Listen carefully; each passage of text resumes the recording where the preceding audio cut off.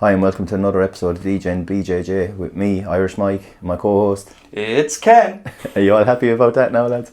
Who have we got with us today, Ken? So today we've got with us BJJ Blue Belt, training partner, mountain climber, aspiring musician, committed degenerate, and at this stage, I suppose I've even got to call him a friend. Benny, how you going, mate? Yeah, good. Thanks for joining us today, man. Like, I know you're fucking off to Asia shortly, so we thought we'd have you on to say good riddance and nice. Yeah, catch up with you a bit. Like, you know, we were all trying to get all the boys on gradually to have a bit of a chit chat. Yeah, Give some people some different voices from mine and Michael's. Yeah, and he's the more artistic person we know because. You have a band if you want to get a shameless plug in at the start. Oh, I'm going to do it. I'm just not going to do it straight away. Yeah, there'll be plenty of opportunities to plug everything you want, mate. But yeah, so we'll start with who you are for the people the three listeners that aren't our training partners. Obviously, training partner from Matt House. It was only like last week I realised your name isn't Benny at all, by the way. Mate, that's James. James. Man of mystery, mate. Yeah, it's like. I thought Benny Benwith, I thought it was like Ken Kenyon. I thought they were the alliterated names, but no, it's just the two of you have a DJ past and you're trying to double your names up. Exactly, no identities. But you're another one. Like, well, obviously I remember rolling with Mike. I remember rolling with you pretty early doors to my time at Matt House, and you've just been a sound geezer. I think we all met through training, right? Yeah, 100%. Yeah, that's right. But really how we met covered. But what got you through? I always like to start with the people's beginnings of jiu-jitsu. What got you through the door, man? For the people that don't know you, why did you start? Were you a martial artist beforehand? I know you've had quite an active life with PT shit. So actually, I found jiu-jitsu when I was in the army. So they did. I was at a camp that some people turned up and they did like a combat jiu-jitsu thing. And they were like, "Oh, have a go. This is how you take people down. This is how you choke people." And I was like, it intentionally like for the battlefield? Loosely. Is it, or is it just by his fucking above? Yeah, combat jiu-jitsu now. When you say that, I think of the slap. I mean, was it that? No. It was more like what we did. Like army combat, not run around the floor with your mates. And then the guy who did that was kind of like, "Oh yeah, what this is Brazilian jiu-jitsu," and there's a club nearby, and I was like, "Oh cool, like I'll go along." And that was ages ago as well. Do you remember the name of the club? Yeah, where and when? It was the Tukon Academy, like in Bedfordshire. Okay. Yeah, so I trained there for a bit, and then the nature of like the military, like move around loads, so I never really like stuck to one place. Yeah, and I just kept starting again. Basically, I'm like probably one of the longest white belts ever. Like just kept starting again. Wait, because obviously you got your blue belt last year. Yeah, that's right. So how long was it from that first session through to blue belt? Oh mate, like probably like over 6 years. Over 6 years, because I just kept moving, and then and the pandemic. I ended up in a posting in London, and then I trained at the Jiu-Jitsu Brotherhood in Kingston, and that was awesome. That was like a place where I like trained a lot, and I really got into it there. And then I moved to Reading, and then I'd left the army then, and then I basically didn't have enough money to train, so I stopped for like. What's your excuse now? I just have enough money to train now. That's fine. You're going to be a famous musician one time. Well, you know maybe. You're going to be the one that takes this podcast to a new elevation when you become famous, and you're like Niall Horan star. Like you're gonna plug your shit now, but we're gonna be coming back asking for. We get receipts on it. Yeah, that's right. So actually, I turned up to Matt House when there was the old place. Oh, in Whitley. Oh, did you? I went there for like 2 sessions, and then went away and just like, it was like a pipe dream. Like I wanted to train, but I didn't have solid work. I couldn't really do it properly, so I'll leave it. And then my situation changed, got into the fire service, and then all of a sudden I'm like, right, back in. I have money, you know. And back in, and then I turned up to Matt House here where we train now. And that's it. Remember ever since. Yeah, that's it. Got through the pandemic and. Yeah, that's the one. Got your blue belt. Nice, man. No, that's cool. I didn't realise you'd been in the sport that long. Yeah, forever. It's actually hilarious. but if you see how flaky he is now, you can understand why.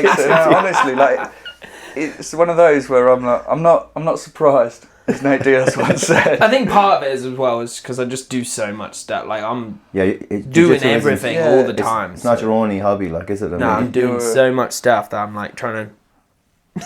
No, that's fair. Do you think? Yeah, I wonder. Out of definitely, I think the longest white belt I've met is 6 years. I wonder if anyone in the chat or in the see if anyone can match it. Shout out to me if. Well, you've a record.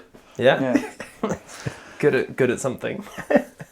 I don't know. Is that how you describe how that works out? You've got a record. Yeah. Yeah, for being the longest white belt. He says it's for being good at something. Yeah, well, it's just, I guess it's a record of some sort. Just confused me there, man. Jeez. So we're talking about your many talents. One of them being the aspiring music thing. I know that you said before coming on, when we were spitballing about that, you were like, "Oh, what would I come on and talk about?" I was like, "It doesn't really matter. 9 times out of 10, me and Mike haven't got a plan going into it. We'll just talk about some shit." But you were like talking about music specifically within jiu-jitsu. Like, one of the things I love about jiu-jitsu is the variety of people you get. You know, the fact especially when everyone's in the gi, you don't really know. Or like, Well, the three of us are 3 different types of people as well, like. Yeah, for sure. Yeah. Well, kind of under one umbrella of degenerate people. We're all messes, but different types of messes. Yeah. But yeah, like I always assume that with jiu-jitsu there's a pretty varied like musical taste, as there seems to be a pretty varied kind of hobby to people do, like their other hobbies that they do on top of jiu-jitsu always seem to be quite, you get a mad variety of different things coming through. But yeah, you wanted to maybe talk about that. I actually don't really, I know obviously you listen to some of the music your band makes, which I'll let you plug in a minute, but what gets you amped for training, bruv? Well, it's just an interesting thought because obviously as a musician, I think a lot of people have a varied music taste, but I think as a musician, a lot of musicians have a very broad music taste, right? Because you kind of need to explore things and have. Helps you better with your creativity. Yeah, probably. I guess like naturally I would kind of fall under like heavier music. That would be like my thing. Like got into guitars really early, got into the drums really early. Like metal, like heavy. Like you wouldn't know that from the festivals you attend and all that. Like, right, exactly. But maybe that's like the far extremes because I love drum and bass. So it's like that. They're both very extreme. They're just the opposite ends, right? Okay. Yeah, they're at the ends of their relative spectrums, I guess. Yeah, that's right. Yeah. But whenever I listen to the music I really love before training, I'm shit when I train. I think it hypes you up too much, right? All right. So I'm coming into training like pure amped up and aggressive. And then my jiu-jitsu turns to shit. And it's horrendous. And I actually have found that I think a more chilled vibe before I try and like... Maybe you're getting too amped up. Adrenaline I think that's the thing, right? But I'm sure there's a lot of people who need to like get themselves... Yeah, everybody works differently. You're probably getting an adrenaline dump before... Yeah, it's like we were talking about expectations. Yeah. If you go into something with your expectations up here, the only way they can really go is like level or down. Whereas if you go into something with almost no expectations, and I know this isn't exactly the same, it's like you're likely going to exceed your expectations because you have none.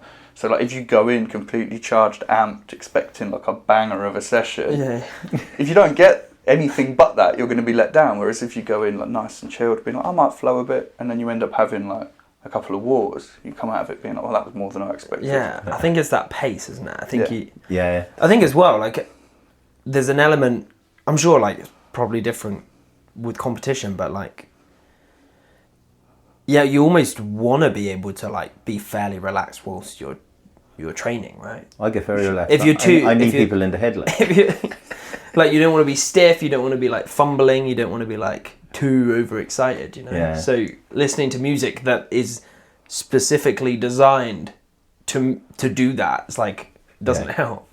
Yeah, I think you always want to be relaxed training and competing. Like, I think we were saying, like, going into that last comp, the best thing for me was the fact I was super chill going into it because I was like, I didn't expect nothing. So I think that probably like plays over it in the music. Are you a big fan of using music? Because I'm not going to lie, like getting amped. I listen to everything, but I don't really listen to stuff to go train. Did you when you lift it? Because I big dance music, like, and it has to be around the drop, and like if it's for reps, like it needs to be something that goes kind of long. I like I wouldn't be techno, it'd be like kind of more hard house kind of stuff. But it'd have to be not hard style.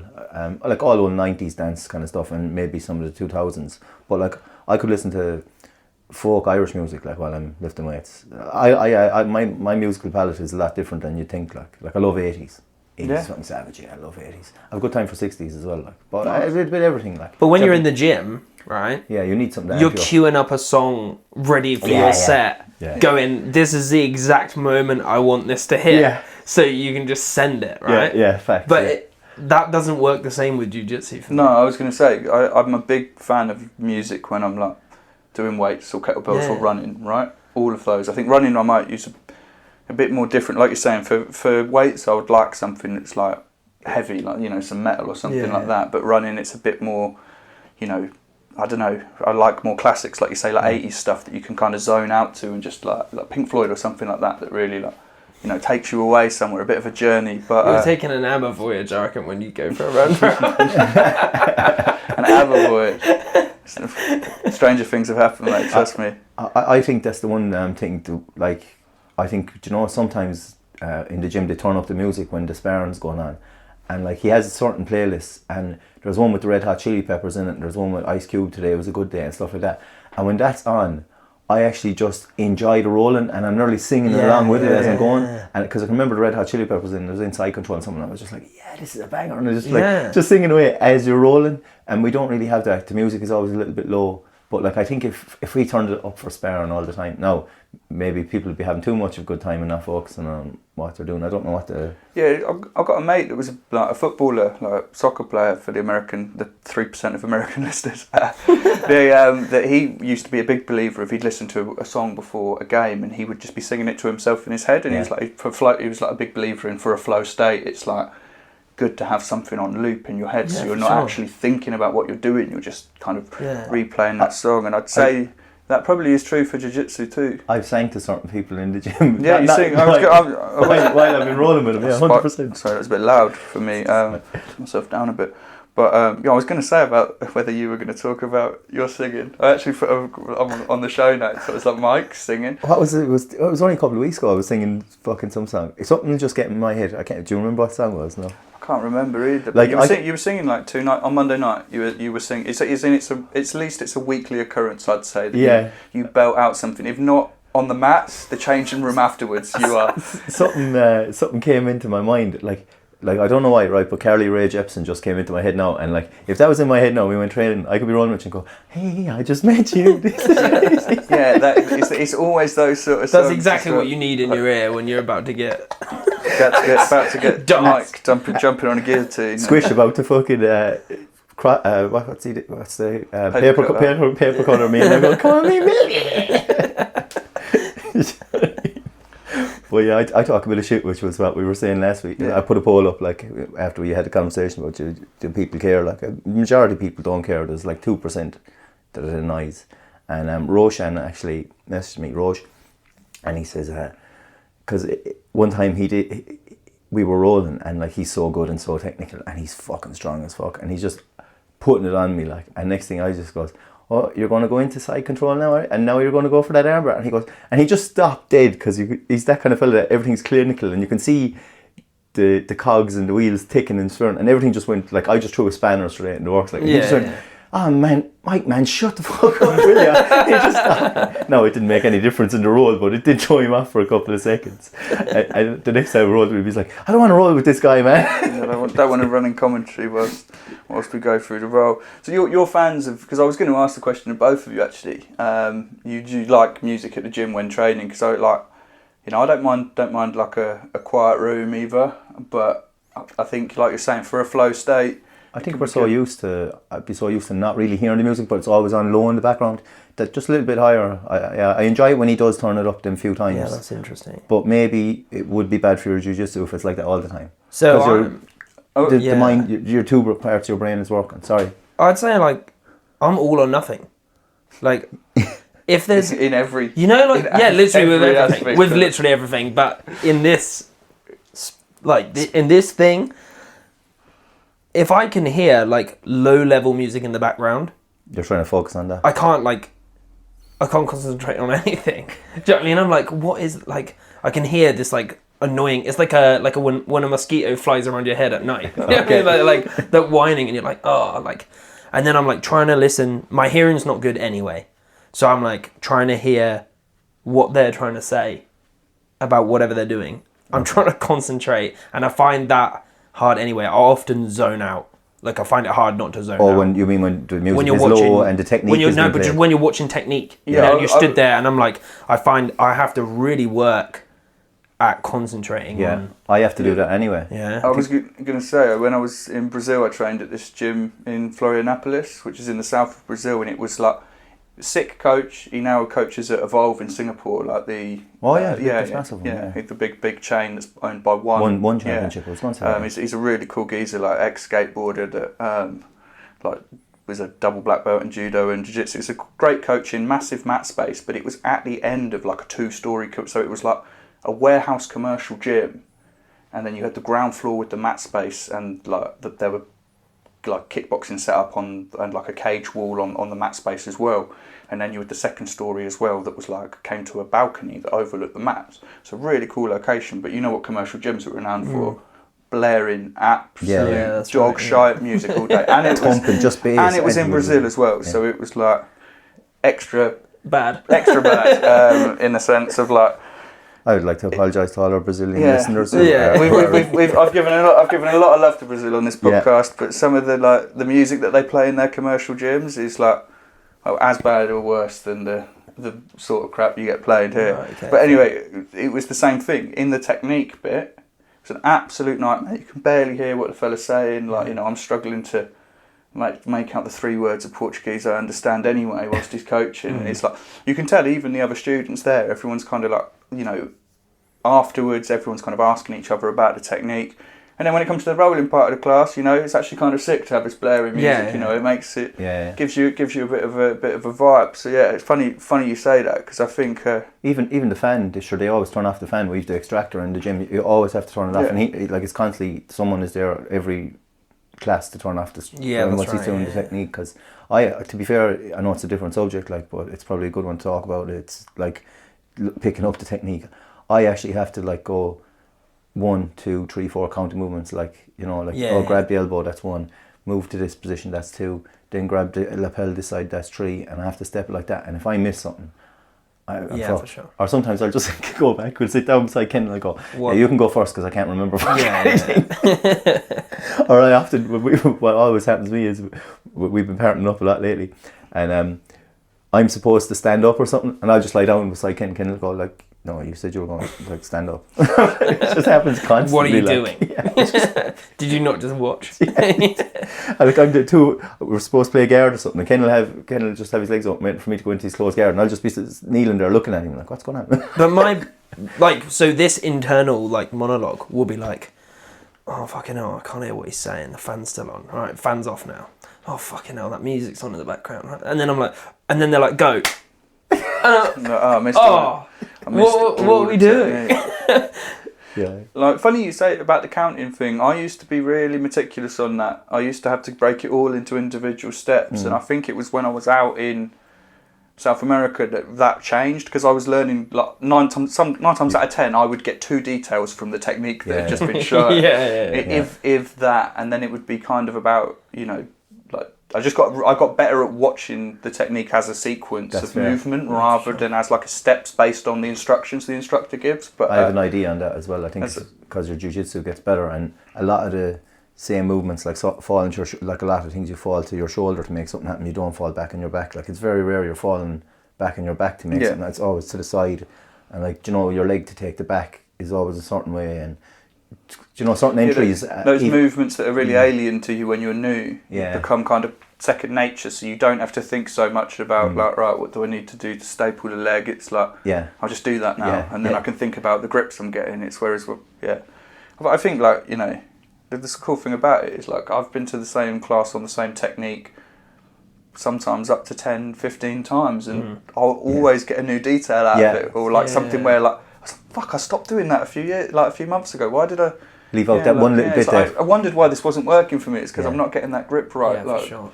But before we move on to anything, I did actually want to give you a chance to plug your music, but I don't know much about your musical background, bruv. Like, I know you obviously play guitar and a few other instruments, but like I've been meaning to talk to you about it more for months probably, but now's as good a time as any while we're on recording. Sure. So tell us what makes you so musically gifted, mate, and where can people listen to you if they want it? I wouldn't use that term to describe myself. You were before we were on air. You're in the band, mate. Before we were on air, he was like, "Oh, guys, I'm pretty musically gifted. I'll have you know." Yeah. That's exactly. That's when I walked in, he showed us a picture of his guitar, which is his screensaver, which I just thought was a bit pretentious. That's literally not even true. He's literally showing it to me now. He's actually showing me his phone. Once something's recorded, he's showing me his phone now with it on while he's saying he doesn't have it. Right. But So I guess just like a musical family, really. My mum was musical, and I started really, really young, like year 3, like playing piano. You know. What age is that? Because I don't understand how. Mate, I don't even know. I don't know. I understand Small, English. Probably like small. All right. 5 or 6. Oh, sound right. Yeah. So maybe 7. Just say that.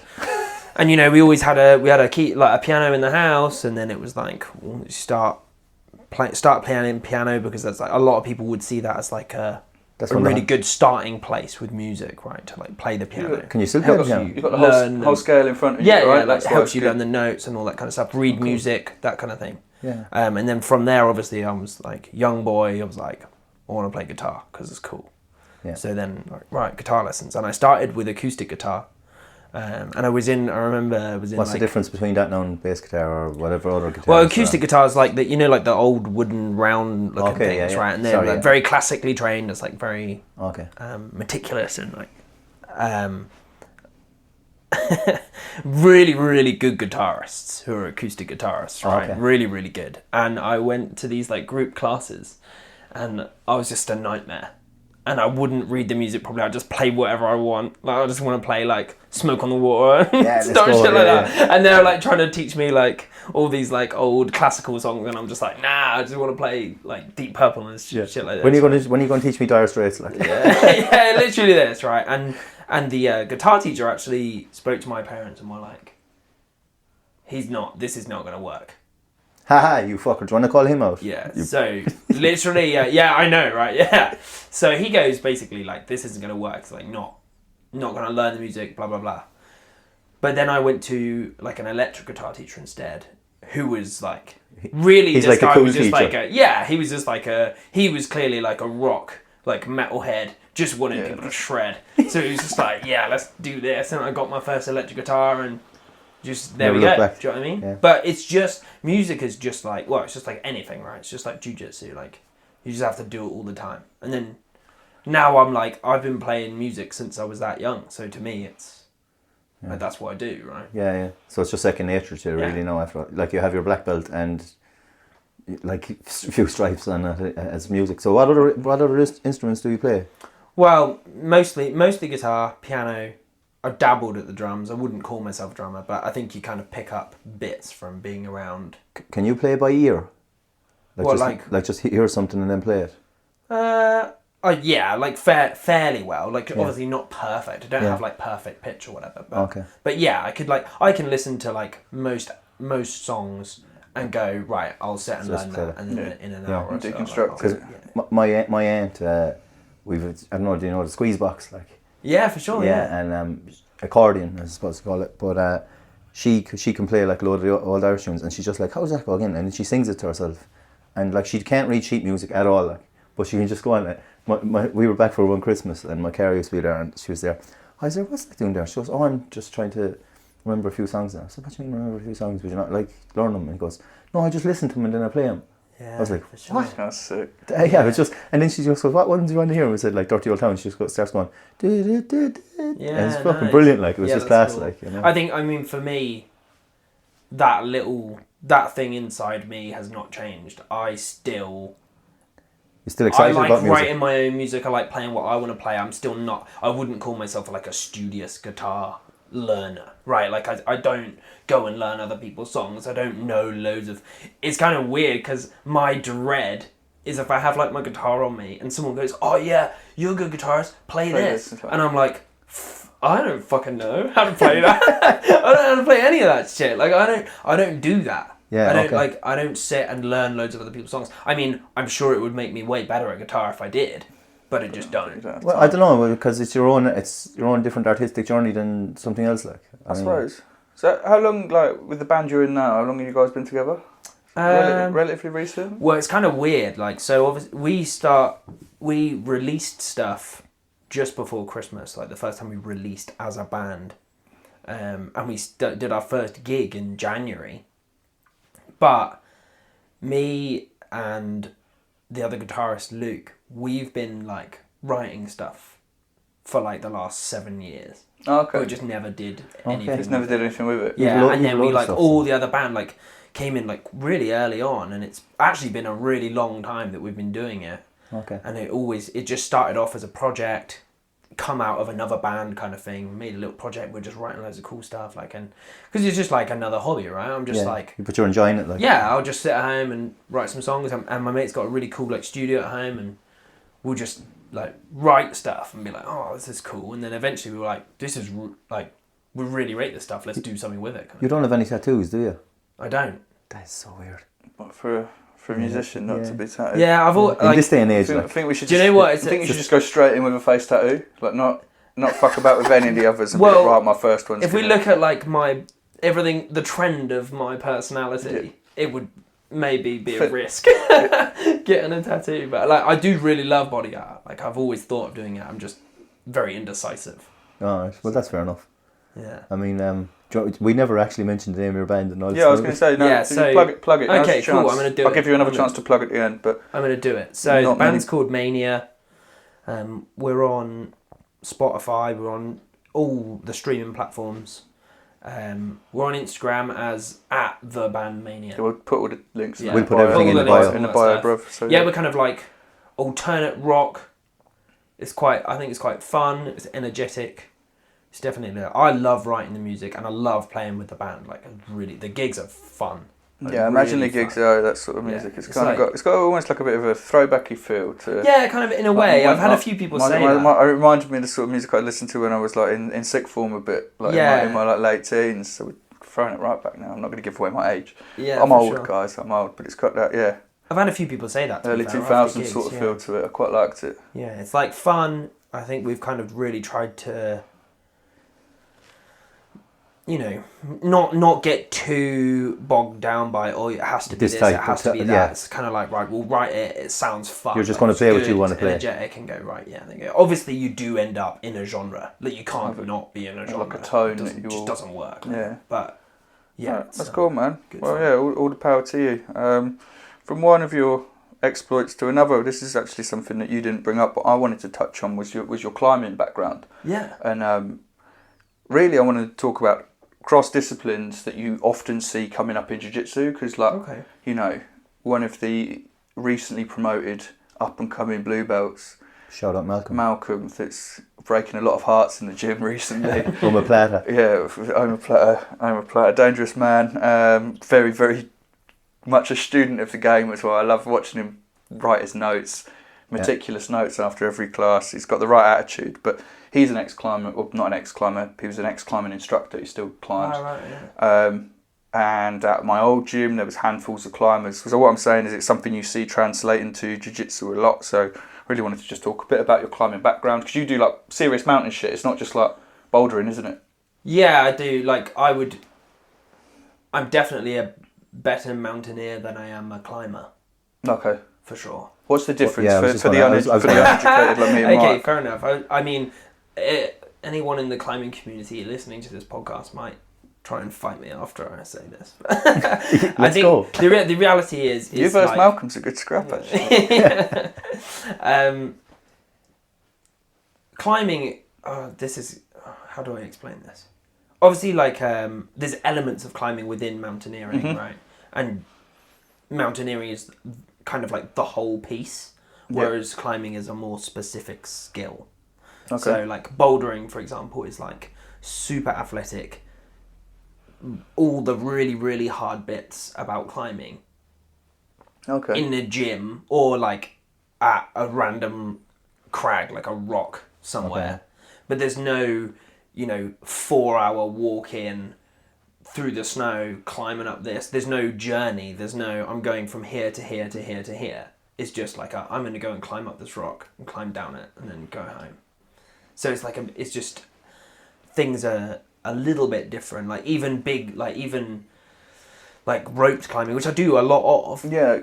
But that would be, I don't personally climb really, really difficult climbs. I don't. Like, for me, I'm learning the skills and I'm learning enough so that if I go up a big mountain, I have enough to be safe and to do certain routes. Not necessarily super, super difficult. Okay. Yeah. So I wouldn't be as technical a climber as people who live at the climbing gym and climb all the time. Yeah. But then I have a lot of knowledge Like in the outdoors, the and different navigation stuff. Yeah, all that kind of stuff. That. That's that whole bigger piece. You still doing your footing where you do like the guided tours and that, or is that kind of parked at the moment? I do like a part-time. part-time. To plug some more of your shit, bro. Plug more. Yeah, why not? Buy a shit, guys. Come on.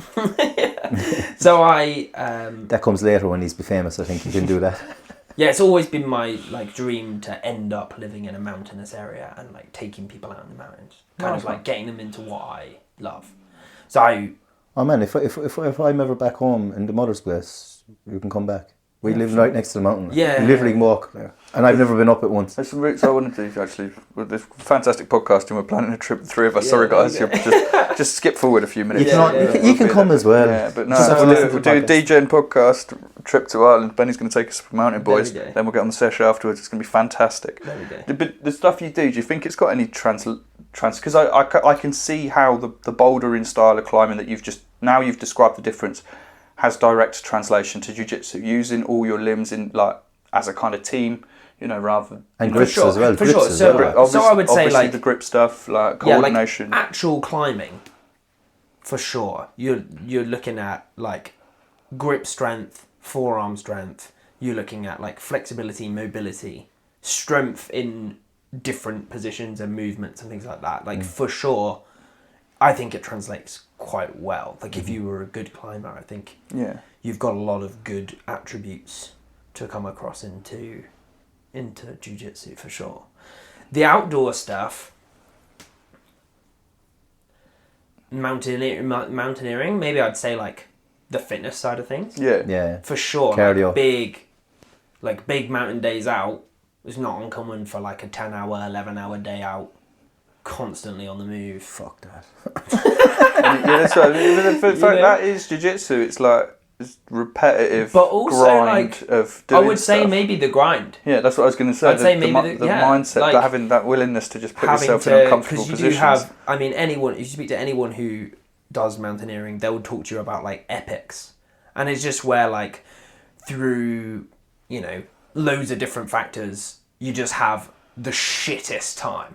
But it's great. It's type 2 fun, right? Yeah. After, you're wow, I remember when we did that and it was just fucking mental. But in the moment, it's miserable. At the moment, you're just what am I doing? Why am I here? Hanging off the side of a mountain.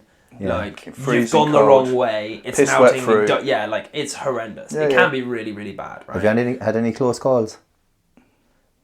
Yeah, I've been rescued a couple of times. Yeah, go on, tell us the best one of them. The funny one. Funny one, yeah. I can tell you one. Ideally one where you fucked up and you're to blame. Embarrass yourself, Ben. Yeah, sure. I think entertaining tale, mate. So I think one of the hardest things about proper mountaineering as such is finding the route. So naturally, I'm sure there's loads of stuff now with GPS routes and blah, blah, blah, but a lot of people who are more, traditional will be right, I'm going to get a guidebook and the guidebook tells me where to go and I'm going to follow this guidebook and I'm going to do this mountain. Yeah. You're doing it properly, Me and a good friend, and I'm not going to name them to save them embarrassment, but we were up in Scotland in the winter, which is it's a gnarly place to be. There's some big mountains there. The weather's horrendous. And we decided we were going to do this big scramble route. Some of it was low level climbing, so it's it's decent stuff, decent grade, and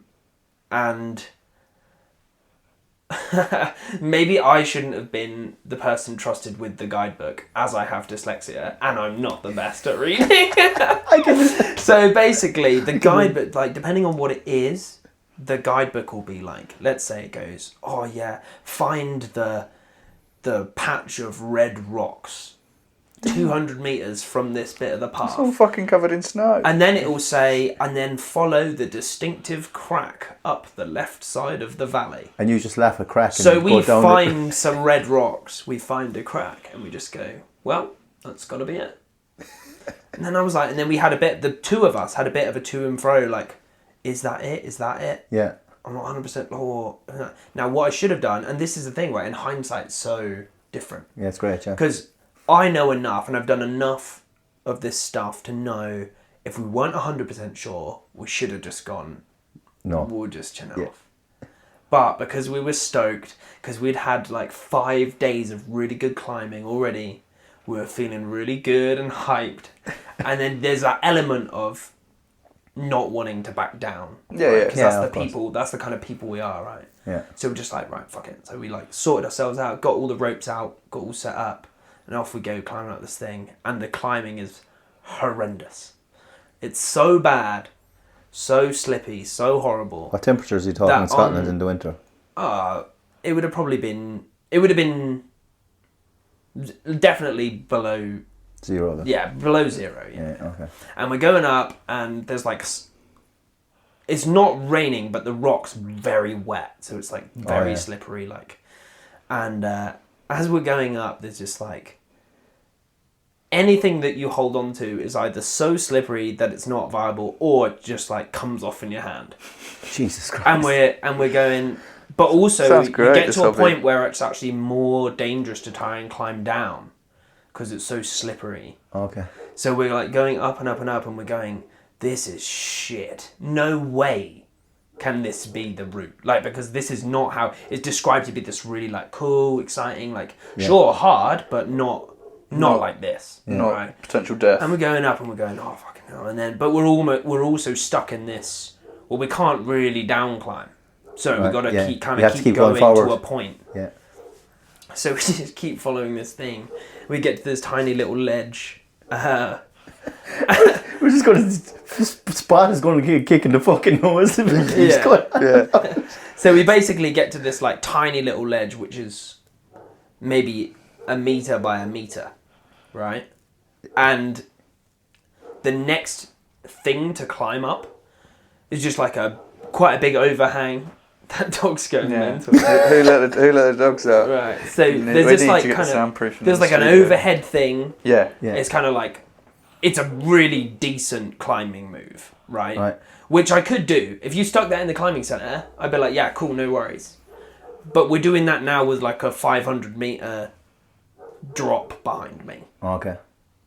And there was these the climbers around will understand, but there was these pitons in the rock, which are like small metal pegs that like it was a traditional thing. They'd go up and they'd hammer them in, and that's what you clip your rope into. But like nobody uses them anymore, really. Well, some people do, but like they're not. You can't trust them. It's an old bit of kit, right? And they've been there for a long time, and they're like rusty as fuck. And we're going, right, okay, so someone has climbed up here, but how legit is this, right? And there's this massive boulder on this ledge, and there's some tack rope around it, which indicates that people have abseiled off here as well. So I'm like, okay, right.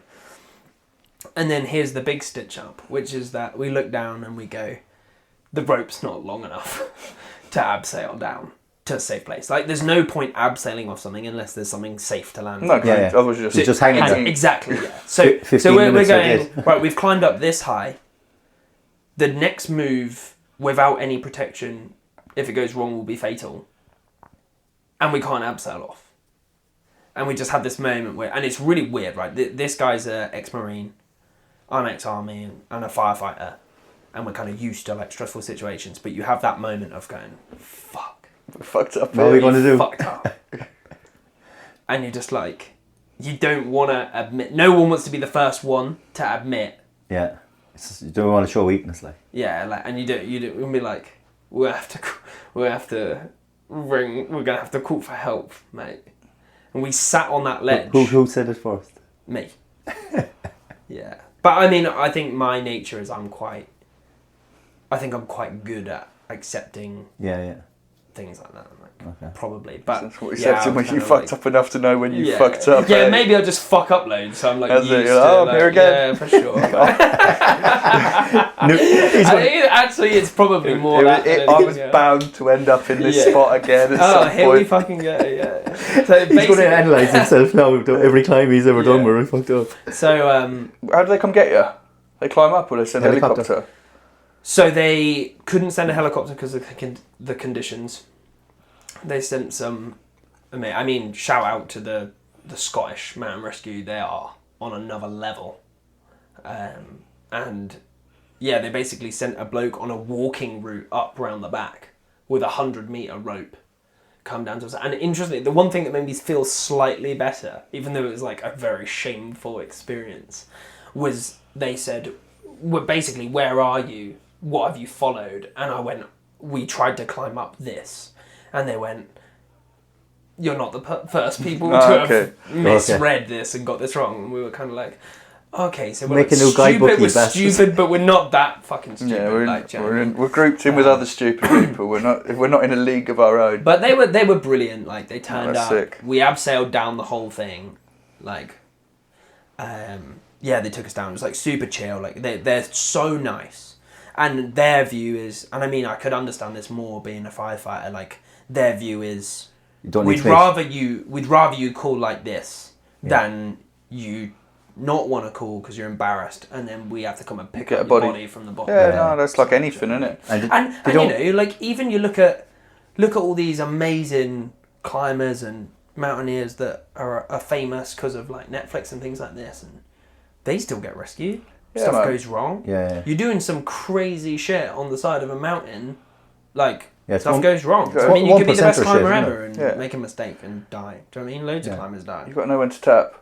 No, exactly. Yeah. And that's exactly... And do you know what? Maybe that's the link with jiu-jitsu. One of the many, it sounds like. The fitness, the mindset. But that was a particularly... We sat on that ledge there for like 6 hours. Yeah. Waiting. That sounds... Jeez. You're really close friends now. Never spoken since. Never spoken since. No, that's funny. I always think about, like I say, those sports that have that crossover, because you do see a lot of climbers in jiu-jitsu gyms, or maybe that's just my personal experience. I just noticed them. See quite a few skateboarders as well. I was talking about that Thales earlier, but Luke North, who we all know, who's been on the podcast, is a Bobby Churchhouse. Chill vibes. All of us skated. I think it's kind of like nerds. Nerds, yeah, maybe that's it, Michael. Losers. We can't all be juicy meatheads. Some of us skinny skateboarders. But yeah, no, I think also like the way Luke described it was like in the skateboarding you get used to eating shit every day in terms of like making a little bit of incremental progress causes it's a lot of struggle to get there, and that kind of mindset, I think, you know, maybe it's things like it's kind of survivorship bias, right? You know, things that we're all saying, like, we see a lot of climbers, we see a lot of like skateboarders, but maybe it's kind of a sense of like the fact that you've got a mindset that attracts you to these things that suck, really. Type 2 fun. Embrace the suck. Like you were saying, type 2 fun. Maybe that's it. People that have a propensity to enjoy those things end up enjoying jiu-jitsu, and they're the ones that stick around, which is why. Because the amount of like graft you put in, you know, getting beaten up all the time. Who are you talking to? Is you're very likely. It's exponential, like difference, right? And you're barely going to be any good. You know that you roll with someone like a coach or any of the good black belts, and it's like I've been doing this for nearly 5 years now. It sounds like you've been doing it about 20, Ben. Mike, I think, is the junior out of the lot of us. For 3 years now? Not even, no. Yeah, exactly. Look at him. It's a fucking still getting the shit kicked out of him. Natural talent, the boy. But that's my point. Is you've put this many years into it, and we all still are relatively shit. So it is that humbling bit though, isn't it? Oh man. Because it like jiu-jitsu keeps you humble. You go into the mats. You can't guys absolutely tune you up, and you come away thinking, shit. I don't know. I think it puts you. It blows you up 1 minute and takes you down the next. Keeps your ego at equilibrium. But the mountains are the same, because you can be going.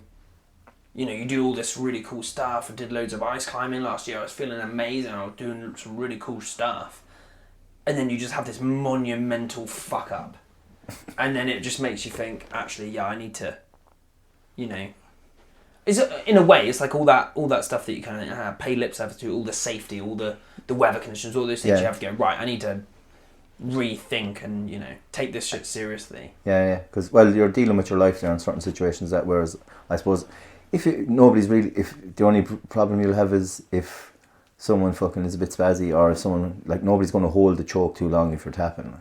The biggest thing... Not to put you out or kill you, like. Depends where you are. Yeah. I think the big thing for me is the escape. Yeah. That's the big thing. Moving meditation. Yeah. Where you're like in the moment, that sort of thing. It's got to be like when I'm in the mountains, you don't have your phone on you. You have you're cut off. Yeah. And you go and do what you have to do, and it's physical, and you kind of like, I know, don't want to sound all hippie, but like you're in nature. No, I love the hippie vibes are welcome here. But then jiu-jitsu is like similar in the fact that you go in and your phone's in the locker room upstairs. I think that's a good point. You come on the mat and all you can think about is jiu-jitsu. You can't think about anything. I hadn't actually thought about the phone thing much before, but I think that's actually a brilliant point. Like, same, because I've always considered like snowboarding a really good move in meditation, but again, in the mountains you have no signal. And I think a lot of other hobbies you do, right, you still have your phone on you, you're still checking. And I think that's maybe why some of these type 2 fun things do give a kind of enhanced relaxation, because they force you to that disconnect. There's no space within that to be distracted by anything else. Do you know what I mean? Yeah, like, you need to be in the moment because you can't get it wrong. And like, obviously you probably won't die at jiu-jitsu, but I hope not. It's still feel like it 2.5 minutes into the round. I can't breathe. 2.5 minutes into the warm-up sometimes. But it's definitely like you need to be concentrating because someone's just going to smash you. Do you want to tell just because I told it but not, it was better when you told it, do you want to tell the story about how I concussed you? I mean, funnily enough... Have you heard his telling of it? Have you listened to the podcast where he tells the story? I don't even know if I have. No, okay, yeah, because he has told it from his perspective. Interesting. Yeah, I think from yours, because when you told me, I actually felt very bad, but I was actually laughing at the same time. I mean, they call jiu-jitsu the gentle art, right? Yeah. I personally feel there's not much gentle about it. Yeah, it's just to get you in the door, the bastard. Like, that's like I mean, it's more gentle than Muay Thai, for sure. One of my old coaches said that he thinks that it's a mistranslation from the old Japanese and it actually just means efficient. Yeah, like, it doesn't actually mean gentle. Right, okay. But I don't know if there's any validity behind that. I do think that it was unlucky. Definitely. It was for you. It was definitely unlucky. It was just one of those things, wasn't it? Like, spin around, put your head in the wrong place. Zig when you should have sagged, get kneed by Mike, which is a pretty... kneed in the head. Well, I've elbowed Ken. It's a pretty high percentage occurrence getting a knee from Mike. It's always when I'm in someone has my half guard, I always swing it in. Yeah. And then if you crouch into me, you're going to get something. You're going to get a knee. Yeah. I mean, you sometimes get, you get the odd knee to the jaw, that kind of thing, and you go, oh, that wasn't very nice, but this one sent me big time. And I didn't feel like, at the time I didn't feel like, I didn't go unconscious or anything. No. Like, I didn't, but the next day, mate, I was rattled. Yeah. Like, big time. Was it the next day you went to hospital? Yeah. Oh no, maybe it was the night, actually. Yeah, see, this is how fucking bad I can't even remember. You can't even remember anything. No, I think maybe it was the night. Proper traumatic experience. Yeah, I could have sworn it was a lunchtime class that you turned up to. No, it was Saturday, I thought. Saturday, wasn't it? Okay, yeah. So a lunchtime class, yeah. Like Saturday is like a... Yeah, I knew it was like... I thought it was in the day and then later that evening, because they ended up keeping you in overnight, innit? Because of suspected concussion. Yeah, that's the one. Yeah, they keep you for a long time. Yeah, they have to. First time I've ever concussed somebody. New record for you as well. Yeah, there you go, mate. Yeah. It's not very pleasant. I wouldn't recommend it. Made a full recovery though. I'm sorry. Yeah, all good. All good, you it's sure? It's one of those things, isn't it? Made me think I should definitely wear a mouth guard, which I don't do. What? Yeah, I've always just crazy. I always feel bad when I knee someone in the mouth and they haven't got. It happens a lot. It's literally so stupid. I don't get why you wouldn't wear a mouth guard. I get stupidity. I'm not a fan of cups myself. You can't compete. Well, I don't do that, but that's probably just so stupid. Yeah, we were talking about this. Like, what do you which do you protect? Your teeth, Tom Lucas, your teeth or your nuts? Teeth or your balls. But it seems like teeth are more valuable than balls. balls. I'm not protecting either, which isn't. You're not protecting anything. You're just living on the seat of your pants. Yeah. Speaking of a need for protection, you're off to Southeast Asia. What? Segue. As long as the lady boy wears a condom, he's fine. Segue of the year or not? I don't know. But yeah, you're off to Southeast Asia. That was something I wanted to talk about with you as well. Is that something you've been planning for a while, this trip, or is it just like a bit of on a whim? Are you? I think you said for you, Zach, episode 10 for regular listeners to remember Zach. Zach was out in Asia training for a bit, so I think he gave you some recommendations about training. Yeah, for sure. What's the deal with your trip, bruv? Just always wanted to do it. Always wanted to. I've travelled quite a lot, but not, with the army, like not where I want to go. Yeah. And not like I've never had an opportunity in a job where I could take a lot of leave altogether, So I appreciate to a lot of people who travel 6 weeks is not a lot. I get that. But for me, 6 weeks is a lot. Yeah. No, man, I feel like it's going to be the longest holiday I've ever had. What are you doing, like hostels and hopping through a few countries? So, yeah. Flying to Kuala Lumpur, travelling up through Thailand, Bangkok, Chiang Mai, going into Laos. Then into Vietnam. Nice, man. Fly home from Vietnam. I was going to say, just stop through Cambodia, but if you've got 6 weeks, you're probably packing it in those 4 countries that you're doing anyway. That's a lot of mileage to cover in that time. So, yeah. Are you planning on training while you're out there, or are you doing like the tourist party thing? Because I think the plan. So I'm going with my girlfriend. Like we're kind of, I would say, we party a lot at home. Yeah. So maybe we're not 100%. We're not going to party. Oh. I'm sure we will. Yeah, they are the best times. I'm sure we will. What's the worst that could happen? We party a lot at home and we're going to some places with some fantastic party scene. Well, you guys know me, so you know that will probably happen. Yeah. Fucking DJ. So we're kind of like, it was funny, we're quite similar personalities in a way where we sorted out flights and like a rough idea. And then we were like, I'd be like, we'll just do whatever, we're cool. And then like 2 weeks before, we're like, what the fuck are we doing? We haven't planned anything. Shouldn't. We don't. Well, in a way, we're like, we don't have enough time. If you're going for like months, you've probably got enough time to like do what you want. Spend a bit longer than planned in certain towns and stuff. But then when you've got 6 weeks, you're like, if you go because a week will pass very quickly. Yeah, exactly. Do you know what I mean? And you're relaxing, and then you go, oh shit, like we don't even have enough time to go anywhere. We've like, it's a little bit, we've got like a rough. That's what I was going to say. I'm a big believer in like, sketch a loose route of like kind of key towns or cities or things that you wanna see. Know how long it's going to take you to get between them. Factor in like, a couple of extra days here and there in case you find somewhere that you really fall in love with and want to spend a bit longer in, and then let the rest of it figure itself out while you're on the road, man. Because the fucking cliche, it's not the destination, it's the journey, man.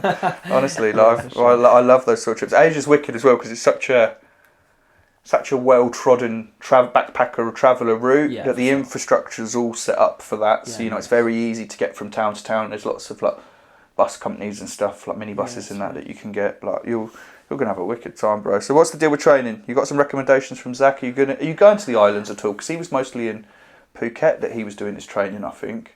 Yeah, so that was the main suggestion he gave me was on Phuket. Yeah. And then we're not going there now. You're not going to the islands? Are you doing any of the islands?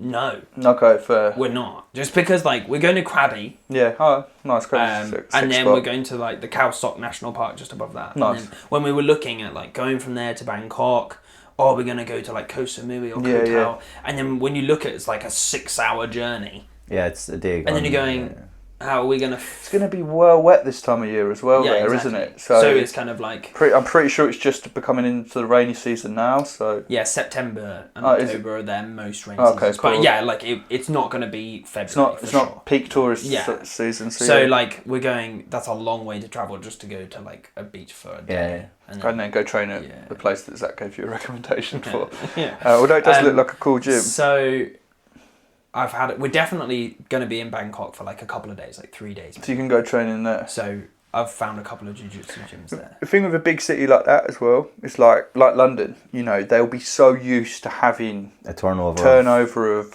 backpackers and like people that not just backpackers, like business professionals that are travelling for work and stuff, that they're probably they probably got like people that are used to having different rolling partners. So I'd say like definitely message ahead. That would be my number one tip for anyone that's looking to train abroad. Is to be honest, even if I was looking to join a new gym, like even though I'm experienced, I'd generally message the coach before, like on socials. Sure.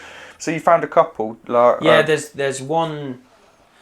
Obviously, the big thing out there is Muay Thai, right? Yeah. So a lot of the gyms, funny that. Thailand. So I like a bit of that. Do that. So like most of the main gyms are obviously like Muay Thai MMA gyms. Yeah.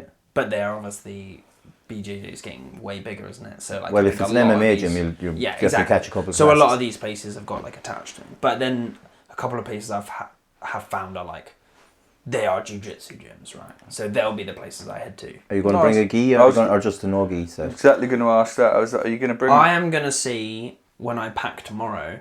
What fits in? What fits in the bag. So it's a no gi set then. So probably no gi. Which is awful for me because my no gi is so much shitter than my gi. So I'm like gonna turn up and just get. It might be the best thing to ever happen. It might be worth like. Could be good. Squish was saying when he travels, he'll pack his belt but not a gi, and he'll message him and be like, "I'm traveling. If you got a loaner, like you might need to pay him. Like, but stuff in Thailand's generally significantly cheaper than here, so." Might be worth dropping him a message ahead. That's a really good idea, actually. I actually looked back through my South America travel journey, and I think out of all the gyms, there was only one that I didn't message ahead. And I've told that story. It was the first one I trained at in Argentina, where like still to this day, if you ask me what's the worst beating you've ever taken at jiu-jitsu, I will say that I've probably taken worse beatings, like when we've been doing comp training and stuff at the gym, but like. Because that sticks out in your mind. Because that's with my homies. It's like, you know, it's like... It's a bit different. It's different. That... You know where for some reason it's more fun when your mates are beating you up. You know. Have you ever had the moment in a roll? Like Squish talked about this. I don't think he did when we were on air, but we were talking about it afterwards. When you're midway through a roll and you realise that the person you're rolling with is intent. They're not just trying to win the jiu-jitsu game. They're trying to hurt you. Their primary objective is to hurt.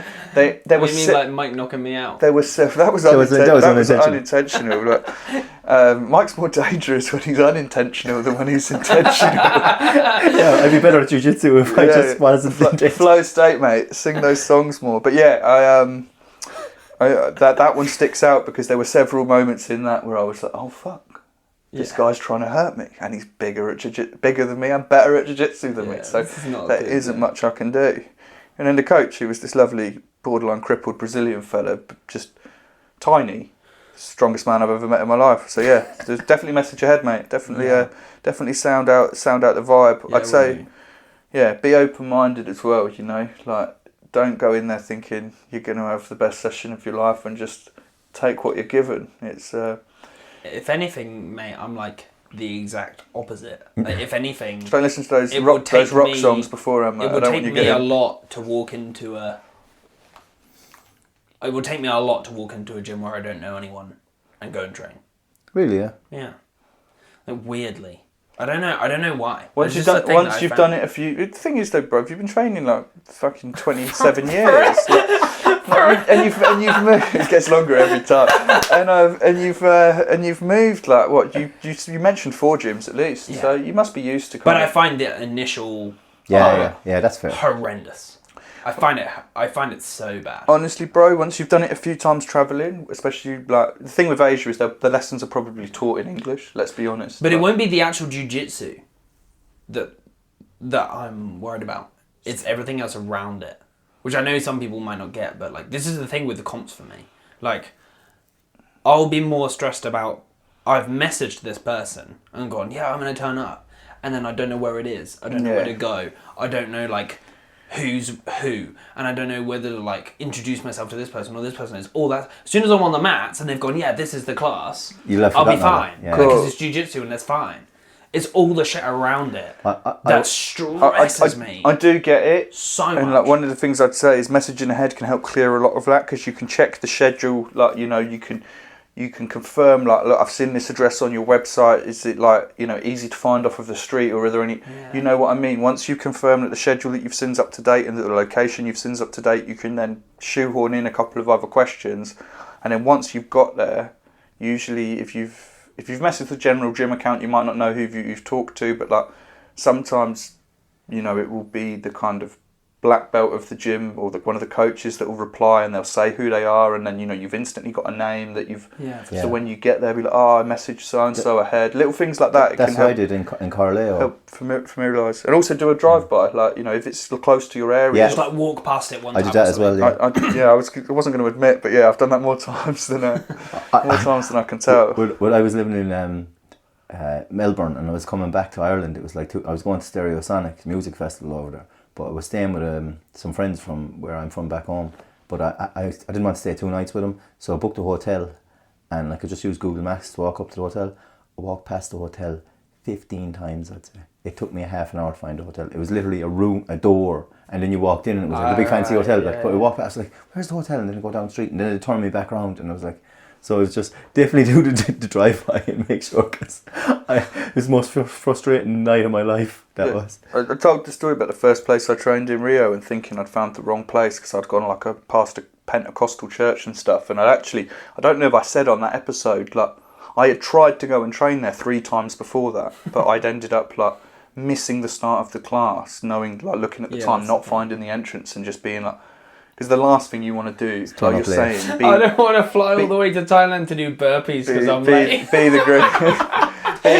the gringo that rocks up late. Although I'm getting fucking good at burpees because I'm always late. They'll probably hit you with bamboo over there. What do they call gringos in Thailand? It's like falang or farang, something like that.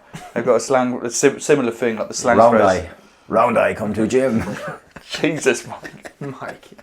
What? It's fucking banter, like. I'm not racist or anything. No, not at all. I have round eyes. I mean, how can you be racist about yourself? Beautiful round Irish eyes.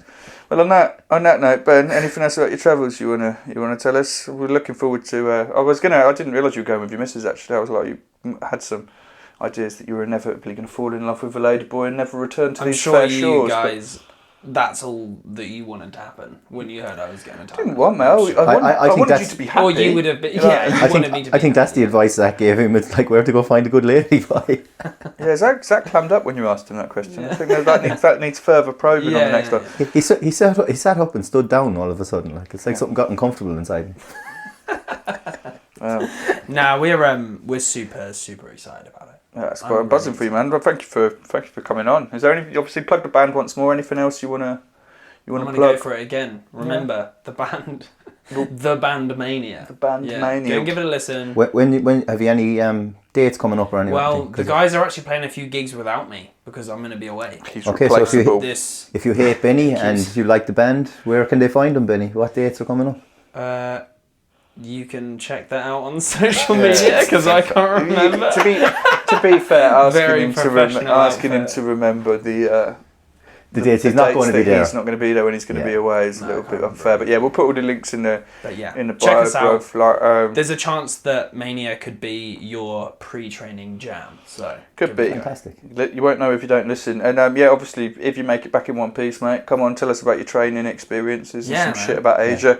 This is becoming more of a podcast where we talk to interesting people now. So slowly moving away from the pure. I'm easily replaceable. Pure jiu-jitsu chat. No, you're holding the